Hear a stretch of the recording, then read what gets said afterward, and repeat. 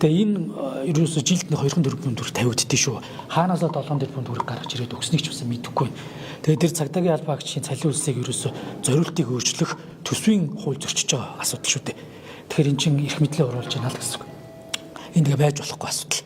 Уулын урдны зам төсөл дээр та ямар байр суурьтай та нийслэлээс сонгоохын төгөө сонгох. Тий, яг хөө энийг нөгөө бид төгжрлийг л бууруулах асуудлыг ингээ алхам тутамдаа хийж л байна л да. Тэгээд энэ замын нүх тойрдгийг одоо болиулаад ямар ч гэсэн замаа тий эвдрэл гэмтэрхүү болохын ажлыг ингээ системтэйгээр хийгээ явж байна. За нийтийн масс тээврийн асуудлууд явж байна. Автобус унаагаа сайжруулж байна. Зорчих одоо таатаа нөхцөлийг бүрдүүлж байна. За эргээд дараагийн масс тээвэр болох энэ тарамбаа байд юм метроны ингээд бүх зүйлүүд хийгдээ явж байгаас гадна энэ хотын баруунаас зүүнээс баруун тишээ явах хөдөлгөөн ерөөсөө инх тайвны өргөн чөлөөгөөр явдаг. Уулын замаараа яваад наадамжтай өргөн чөлөөрөө сонсголонгийн замаар гардаг. Нэг бол одоо буцаж энэ хамгалангаараа орж ирээд сансрын болоо шараадны хэсгээр явж хагаад хойдлын хороолгоороор дамжаад ингээд зүүнээсээ баруунаас зүүн тишээ гардаг л ерөөсөө ийм одоо хот байхгүй сунж тогтцоод. Тэгээ энэ дундуур юу гардаг вэ гэхээр Улаанбаатар хотод төмөр замын уулзар хот учраас бүх аюултай ачаа бараа буюу химийн болоод шатхуун одоо хийн төвшүүд бүгд гарч явдаг. Энэ буугаад ачааддаг, задардаг гэсэн үг. Гэтэл энэний одоо том жишээ нь сая Баянзүрх дүүргийн тодорхой хороон дээр 206 дугаар байр дэлбэрэлтэд өртсөн шүү дээ. Шатхуунтай хийн төвштэй. Энэ чин хот дундуура ийм аюултай ачаа бараа гаргадаг хот манахаас өөр үлдээгүй. Тэгэхээр энэ зэрэг одоо юу гэдэг энэ аюултай ачаа бараануудыг шууд энэ хот дундуура буюу хүний суурьшлын бус энэ ойбс зах худалдааны төвүүдийн дэрэг дээр гардаг зүйлүүдийг болиулахын тулд энэ туулын урдны зам маш уч холбогдолтой байсан. Энэ Улаанбаатар хотод цаашдаа учрах энэ эрсдлүүдээс явж байгаа. За хоёрдугаар туулын урдны зам бол хүмүүс тэгээд л энэ хот дундуур төржилд ямар хэрэгтэй ингээд байгаа боловч энэ хотын яг инх тайвны өргөн чөлөөгөөр л дамжиж баруунаас зүүнээс баруун тишээ гарч явах энэ хөдөлгөөн чинь тэр зам дээр гарах гэдэг шүү дээ. Энэ хэмжээгээр хөдөлгөөний эрчим буурж төгжил буурна. За дээрээс нь энэ Улаанбаатар хотын их үер 1950 онд болсноос хойш энэ гар аргаар барьсан туулын даланг чи ерөөсөй бариаггүй. Хинтийн өрөөнд бороо ороод Улаанбаатар бороо гүйж хат туулгаар өөрөө үерлэх эрсдэлтэй байхгүй. Тэгээ энийг социализмын үеэс судалгааг нь хийгээд туулын одоо туулгуулын ихэн буюу тэр газрууд дээр 4-5 газар далан хийж болт хийж их юм бол Улаанбаатар хотын үерийн эрсдлийг бас өрсөн сэргийлж чадна. Дээрээс нь энэ далан хүчтгэж явах хэрэгтэй гэж бодож. Тэгэхээр туулын урдны замын энэ асуудал дээр чи үндсэндээ 20 км илүү за би тоог нь андуурж магадгүй тодорхой хэмжээний энэ далангийн хүчтгээд энэ далан дагаад зарим өсгүүд дээр яг багнан одоо байдлаар голыг дагж явж байгаа байхгүй. Тэгэхээр энэ зүйлүүдээс явах юм бол маш өндөр ач холбогдолтой бөгөөд энэ Улаанбаатар хотын цаашдын одоо бас энэ эрсдлээс урьдчилан сэргийлэх л алхам юм байна. За унтны усад нөлөөлөхгүй гэдэг мэргэжлийн хүмүүс хэлсэн билээ шүү дээ. Угаасаа унтны усны худаг бол одоо тодорхой хэмжээнд 88 удгийн 52 нь ажиллахгүй байж байгаа. Дээрээс нь яг энэ хэсгүүдээс бол унтны ус бэлтгэхэ болцсон. За дээрээс нь ус ершүүлэх байгууламжийг сая сонгон харих уулын бэлт ингээ ашиглалтанд оруулж байна. Тэгэхээр энэ бүх зүйлүүдийг техникийн шийдлэр хүн шийдээд явах ёстой юм аа. Тэгээ энэ дээр одоо олон нийтэд зөв мэдээлэл өгөхгүйгээсээ болоод за тэгээд энэ Улаанбаатар хотыг одоо хүн асуудлаа шийдвэл Монгол улсын л асуудал юм байна. Тэгээд ингээд нэг шээс гоожих гээд юм садаа болдог ийм зүйлүүд ингээд байх юм аа. Тэгээд яг үнийг хэлэхэд одоо бас туйлын харамсалтай л байна. Уг нь яваасаа гэж бодож байгаа. Тэгээд миний хамгийн хүсэж байсан юм бол өөрөө эргээд энэ хотоор дундуур аюултай ачаа бараа гарч явдаг энэ үзэгдлийг л одоо бас хамгийн түрүүнд шийдэх юм байна гэж л харж ирсэн. Би өөрөө яг тэр дэлбэрэлт явцдаа шууд шүн очсон нөхцөл байдлыг харахад надад бүр аимшигтай санагдчихсан. Дахиад ийм зүйлүүд болох эрсдэл бол байсан.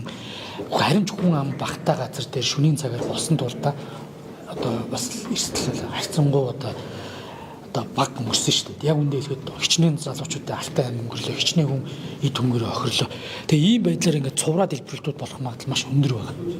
Тэгээд ийм л аимшигтай байна. Тэгээд энэ Улаанбаатар хотын энэ 30-40 жилийн төлөвлөлтөө явж ирсэн энэ алдааг одоо энэ алдааг засахын төлөө зүтгэж байгаа энэ хүн дээр бүх зүйлүүдийг тохоод мушгаад ерөөсөө л энэ үнэтэй холбоотойгоор энэ Улаанбаатар хотын нийт иргэдийн эрх ашигыг хохирох гэж байгаа юм шиг ийм зүйлүүд ус төрөж болохгүй л гэж би одоо хүсэж байгаа. Тэгээд яг одоо бол харамсалтай байна. Тэгээд энэ цаг үе сайдлаар байр суурьдууд бол одоо сүүл 30 намын зүгээс Монгол Ардын намын дарга учрлыг их хурлын дарга ажиллаа хөтөлж уулганы уралдаанд оролцохгүй гэж шаардлага тавьдаг. Энэ шаардлага та юу гэж харж байгаа? Аль нэг намын дарга парламентыг хөтөлж болохгүй гэдэг байна.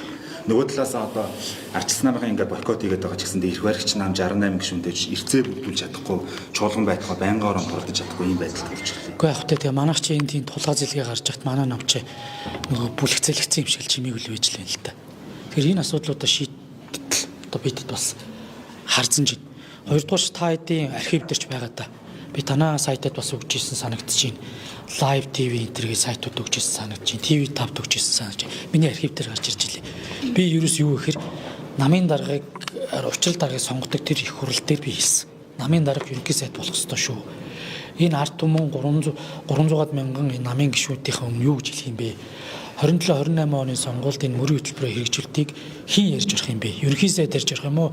Намын дарга ярьж орох юм уу? Дараа нь хэн хариуцлага хүлээх юм бэ?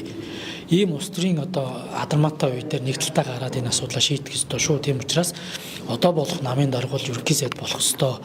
Ерөн зүгээр улс төрийн энэ олон намын төлөөлөл одоо асуудлыг хилцдэг ард түмний төлөөлөлсөн парламентаар намын дарга спикер их нь би хувь хүндээ дэмждэггүй. Магадгүй ерөнхийлөгчийг одоо орлох шаардлагатай гарах юм бол улсын хурлын дарга оролдог байхгүй. Тэгэхээр намын дарга орлох гэдэг нь гэсэн үг шүү дээ. Тэгэхээр миний энэ бол хувь байр шүү. Хувь байр суурь шүү. Яг үндсэн хуулийн эрх зүйг жоохон судалдаг бас хуульчийн хувьд бас энэ эрх зүй орчин бол одоо зохимжгүй маа. Тэрнээс биш хоригдсан зүйл бол байхгүй мэдээж зохимжгүй. Энийг бол цаашдаа эргээд маш тодорхой хэмжээний улс төрийн соёл болгоод болдог бол хууль эрх зүй орчин талаас нь ч гэсэн зөв зохицуулах ёстой байхгүй. Энэ өөрөө эргээд Монголын парламентын арчлалч хэрэгтэй. Дээрээс нь улс төрийн соёл зөв байхгүй. Нам өөрөө эргээд намын даргаас л хариуцлага ярина үхээс биш дараа нь намын дарга энэ хүн одоо ерөнхий сайдыг явжсэн би хамаагүй маа гэдэг. Эсвэл тент нэг хүний өмнөөс намын дарга хариуцлага хүлээнэ гэдэг бол бас хэцүү шүү дээ. Яг тэгэхээр намын дарга өнөөдөр бол яг гүйцэтгэх мэдлийг тэргүүлээгүй учраас яг одоо улс оронд болж байгаа энэ нийгмийн эдийн засгийн албатай асуудал дээр намын даргаас хариуцлага нэг ямарч болцоо байхгүй. Тэгтэл нөгөөх нь гүйцэтгэх мэдлийн ерөнхий сайдтай бас асуудал яриагээд өнгөж ерөнхий сайд үүдээс нийлж болно шүү дээ. Тэгвэл надад улс төрийн эрх мэдэл байгаагүй шүү дээ гэдэг. Тэгэхээр энэ хариуцлагыг ингээд дундаа хайдаг энэ схемээр тогтолцоо буюу ийм механизм ерөөсөй байж болохгүй. Энэ зөвхөн одоо энэ удаагийн асуудал ш. Ерөн зүгээр цаашдаа ингээд шийдэх ёстой л гэсэн би хувь байр суурь аль илэрхийлсэн учраас энэ зарчим дээр л байж байгаа. Монгол Ардын намын дотоодоор амьсгал хэр явах шиг нь одоо нөгөө эрцээ бүрдүүлж чадахгүй байгаа дээр Монгол Ардын нам нөгөө намрын шиг бас хоёр хуваагдсан байгаа юм шүү гэдэг зүйлээс. Үгүй нэг тэрэн дээр нэг тийм сүртэй юм алга. Тэгэхээр энэ асуудлуудаа шийдээд бас энэ улс төрийн одоо яриа хилцээ зүйлүүд бас гарч ирээд шүү дээ. Арц намын тавьж байгаа шаардлага яах ёстой юм. Дэд сайдуудын асуудлыг яах ёстой юм. Тэгээ ингээд асуудлууд ингээд тэнд яригдээд байдаг бид нарт ямарч мэдээлэл алга. Яг одоогоор ингээд намын одоо юу гэдэм бэ асуудлуудаа яри ингээ гэсэн зүйл алга шүү дээ. Тэгэхээр бид ч гэсэн ингээл харцнаал байж байна. Ямар удирдлагууд нь бид нар биш. Эцэг намын бүлгийн хурал яраад хилцэх асуудал дээр за ийм арц намын тавиад байгаа шаардлага энэ төр яах вэ гэж манай бүлгийн дарга маргаас бид нартэй ярьж байгаа зүйл нэг ширч байхгүй. Тэгвэл манай бүлэг нэг хуваагдаал янз бүрүүлээд байгаа юм алга байна одоор. Яг хилцэх асуудал дээр нь гарвал би ч гэсэн зарчмын байр суурь хэлъя л гэж бодоод хүлээгээл байж байгаа. Оюун эрдэнэ гишүүнг одоо хууль зүйн сайдыг шалгуулахаар алхтад тэнцэх газар төгсөн байгаа шүү дээ. Энэ дээр та ямар зүйл байна? Сая одоо ярьчлаа. Яг өгөөсөө л гэж бодож байна. Тэгээд асуудал бол ингэж байгаа шүү дээ. Хууль зүйн дотоод төрийн юм шударга усны сайдны юм асуудал нэр холбогдоод дицэттэй холбогдчихоор бас асуудал олон нийт ч гэсэн юу гэж бодох юм бэлээ. Тэгэхээр энийг одоо өмнө мөн шалгуулсан зүг бах уу. Тэгээ амар усан даргаж гисэн ингээл зүгээр ховж ивэр яваал бүгд ажлын үг гэсараагаал шахуулсаар агаал өөрөөр нүргэлийн өгсөн шүү дээ. Тэгээ энэ одоо хууль зүйн дотоод төрийн сайдаа өгөх хэрэгтэй. Тэр үндэсний аюулгүй байдлаа холбоотой тэр төсөн мөнгө зарцуулж байгаа олон энэ гүйцэтгэх ажил хэрхэн шийдвэрлэгааны нууц мөрдийн шалгажлаатай холбоотой төсөн мөнгө зарцуулалттай холбоотой асуудлыг шийддэг. Энэ албыг бас хариуцж байгаа тусгай алтын дэд торогч гэсэн инквайр сайд ахалж байгаа байхгүй. Ингэж хууль зөрчиж байгаа.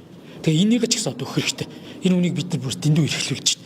Сайд ч хийдэг, байнгын орооны дэд орооны дарга ч хийдэг одоо бүр ингэж зах замбаргүй юм болж шүү дээ. Тэгээд одоо энийг ингээ өгөөд шалгуулах нь одоо нэг үг шалгуулад нэг талтай бас гарах зөв л гэж би зөв байр суурьтай. За. Та төрийн албан